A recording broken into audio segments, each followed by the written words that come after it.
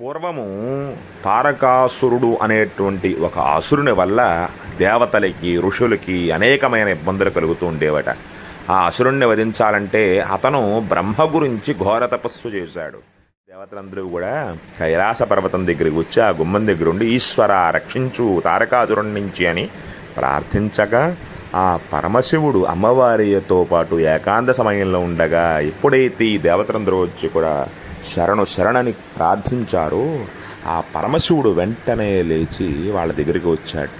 ఆ వచ్చిన సమయంలో ఏమిటి మరి మీకు కలిగిన ఇబ్బంది అంటే, ఈ తారకాసురుడు ఈ విధంగా వరం పొంది మమ్మల్ని అందరిని ఇబ్బంది పెడుతున్నారు.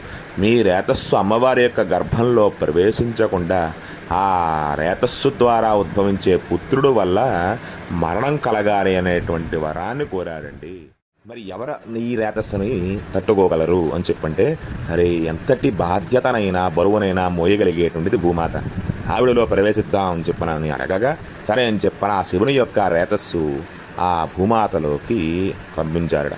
ఆవిడ ఆ పరమశివుని యొక్క రేతస్సుని భరించలేక నేను భరించలేకపోతున్నాను అని చెప్పంటే, అప్పుడు అగ్నిహోత్రుడు అయితే నేను స్వీకరిస్తానని చెప్పని ఆ రేతస్సుని అగ్నిహోత్రుడు స్వీకరించాడు. అలా స్వీకరించగా ఆయన కూడా పరమశివుని యొక్క రేతస్సు ముందరే అగ్నిహోత్రుని యొక్క శక్తి ఏమాత్రము, అలా అతని యొక్క శక్తి భరించలేక ఆ శివుని యొక్క రేతస్సుని నా వల్ల కాదని చెప్పంటే అగ్నిదేవుడి దగ్గర నుంచి గంగాదేవిని నేను తీసుకుంటా అని చెప్పని ఆ గంగాదేవి స్వీకరించిందిట. ఆవిడ కూడా భరించలేకపోయింది. అంతటి గొప్ప శక్తి ఉన్నటువంటి గంగాదేవి కూడా శివుని యొక్క రేతస్సుని భరించలేక దానిని అక్కడే కైలాస పర్వతంలో ఉండేటువంటి ఒక శరవణంలో, అంటే ఒక రెల్లు గడ్డిలో దానిని శరవణము అంటారు. శరవణ తటాకము, రెల్లుగడ్డులతో ఉన్నటువంటి శరవణ తటాకంలో ఆ యొక్క రేతస్సును వదలగా అక్కడ జన్మించాడట స్వామి సుబ్రహ్మణ్యం.